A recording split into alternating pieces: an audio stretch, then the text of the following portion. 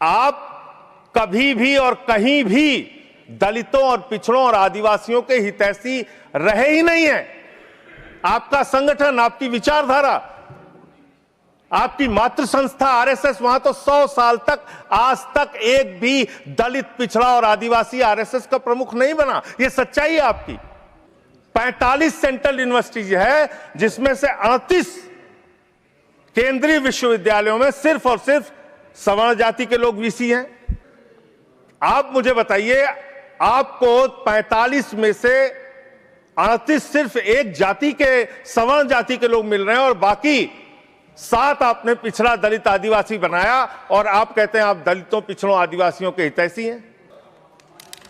पूरे देश के हाई कोर्ट, सुप्रीम कोर्ट की हालत देखिए सर। देश का है सुप्रीम कोर्ट 1 और 25 हाई कोर्ट।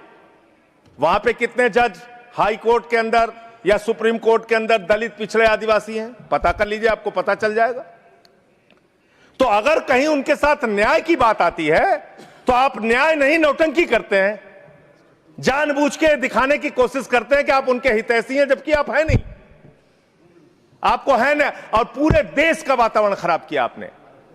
मैं इस सदन के अंदर आपके माध्यम से सरकार को प्रस्ताव देना चाहता हूं, अगर आपकी नीयत साफ है तो हर विश्वविद्यालय में 2 तरह की कमेटी बनाइए। एक जो सिर्फ और सिर्फ कास्ट डिस्क्रिमिनेशन को देखे, यानी कि जाति के आधार पर भेदभाव को देखे, और दूसरी कमेटी आप वहां पर बनाइए जिसमें कि हर प्रकार के भेदभाव को आप कवर कीजिए। कोई झगड़ा ही नहीं होता। भाषा के आधार पर भेद, लिंग के आधार पर भेद, किसी भी प्रकार का भेद, उसको देखने के लिए एक कमेटी बनाते और जाति के आधार पर हो रहे भेद को देखने के लिए एक कमेटी बनाते। कोई झगड़ा ही नहीं होना था। आपने जानबूझ के झगड़ा कराया।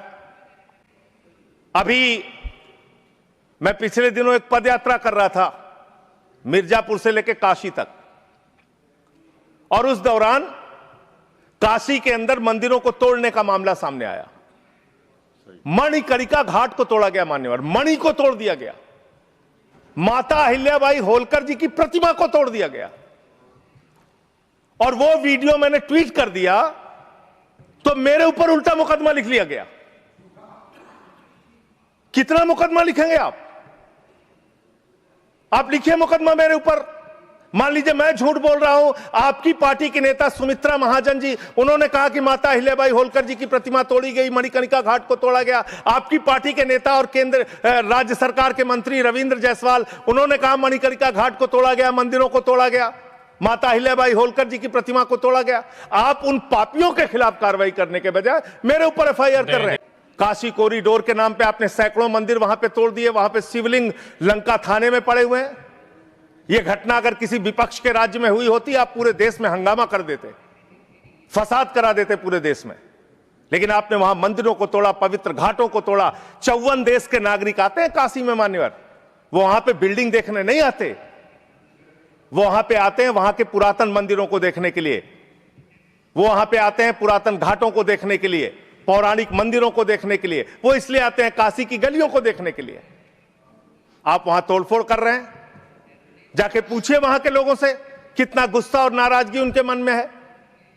लेकिन आपको धर्म में भी धंधा करना है, हर जगह धर्म के नाम पे भी धंधा करना है। वो काम आप वहां पे कर रहे हैं कि आप 2047 में आप विकसित भारत बना देंगे। कैसे विकसित भारत बनाएंगे? शिक्षा का बजट आप रखेंगे 2%, स्वास्थ्य का बजट आप रखेंगे 2%, यानी कि अशिक्षित भारत और विकसित भारत कैसे होगा? अस्वस्थ भारत और विकसित भारत कैसे होगा?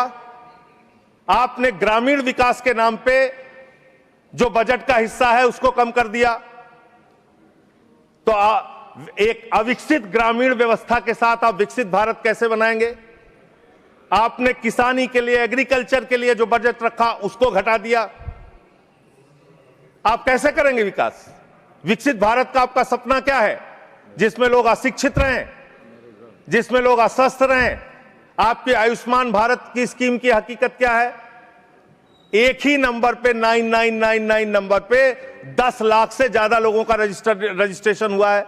600 से ज्यादा 625 करोड़ रुपए का फ्रॉड हुआ है, आपकी सीएजी रिपोर्ट में आया आयुष्मान योजना के अंतर्गत। आपने जी राम जी योजना लागू की, उसमें आप कह रहे हैं हम 125 दिन रोजगार देंगे, और बजट में जो निर्धारण कर रहे हैं वो 125 दिन रोजगार देने के हिसाब से आप बजट का निर्धारण नहीं कर रहे हैं। इसका मतलब आपकी ये घोषणा है। पिछले साल आपने कहा कि अप्रेंटिस योजना हम पूरे देश में ला रहे हैं नौजवानों के लिए। अप्रेंटिस योजना में जो पैसा आपने सरकार की ओर से निर्धारित किया उसमें 95% कटौती कर ली। तो आप प्रशिक्षण नहीं दे सकते, रोजगार तो बहुत दूर की बात है।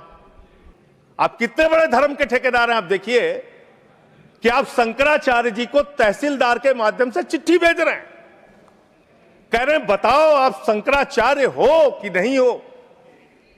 अरावली पर्वत को साबित करना है, बताओ तुम अरावली पर्वत हो कि नहीं हो। दिल्ली की जहरीली हवाओं को साबित करना है, बताओ हवाओं तुम जहरीली हो कि नहीं हो। इस देश के मतदाताओं को साबित करना है, बताओ तुम भारत के नागरिक हो कि नहीं हो। और शंकराचार्य जी को साबित करना है, बताओ आप शंकराचार्य हो कि नहीं हो। जो लोग अभी तक 12 साल में अपनी डिग्री नहीं दिखा पाए वो शंकराचार्य से शंकराचार्य होने का प्रमाण मांग रहे हैं। यह है आपकी धार्मिक ठेकेदारी। इस तरह से आप धर्म की ठेकेदारी करना चाहते हैं। हमने देखा किस तरह से अमेरिका से भारतीयों को हाथ में हथकड़ी पैरों में बेड़ी बांध के अमृतसर पहुंचाया गया। हमने देखा कि किस तरह से सीज फायर के लिए कम से कम 70 बार अमेरिका का राष्ट्रपति ट्रंप कह रहा है कि उसने ट्रेड डील की धमकी देकर सीज फायर कराया, ट्रेड खत्म करने की धमकी देके। हमने देखा कि किस तरह से चीन यह कह रहा है कि वो सक्सगाम में निर्माण कार्य करेगा और आपकी पार्टी के दफ्तर में उनके प्रतिनिधि मीटिंग कर रहे हैं।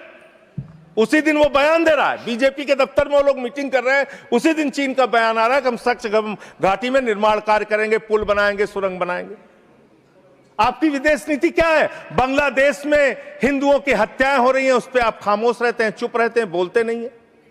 संभल के अंदर एक जज ने न्याय का फैसला दिया और उस जज का ट्रांसफर कर दिया जाता है। यह जुडिशरी की हालत आपने कर दी है,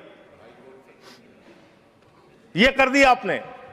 मान्यवर, एसआईआर के नाम पे आप क्या कर रहे हैं? पूरे देश में करोड़ों लोगों के वोट काट रहे हैं। यूपी की बात अगर मैं कर लूं तो वहां पर आपके ही राज्य निर्वाचन आयोग ने जो चुनाव की सूची बनाई ग्रामीण चुनाव के लिए, पंचायत चुनाव के लिए और शहरी चुनाव के लिए, उसमें दिखाया 17 करोड़ वोट। और एसआईआर के लिए जो केंद्रीय ज्ञानेश कुमार जी की निगरानी में जो सूची बनी उसमें दिखाया गया 12 करोड़ 55 लाख वोट, 4.5 करोड़ वोट उत्तर प्रदेश में कहां पर उड़ गए।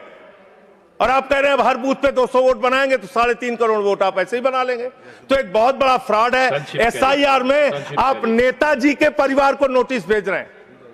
बस खत्म कर रहा हूं मान्यवर। एसआईआर में आप नेताजी सुभाष चंद्र बोस के परिवार को नोटिस भेज रहे हैं, नोबेल पुरस्कार विजेता अमर्त्य सेन को नोटिस भेज रहे हैं, पूर्व एडमिरल को नोटिस भेज रहे हैं। अब कैसा एसआईआर करा रहे हैं? ये एसआईआर नहीं है, चुनावी घोटाला मैं कहना चाहता हूं।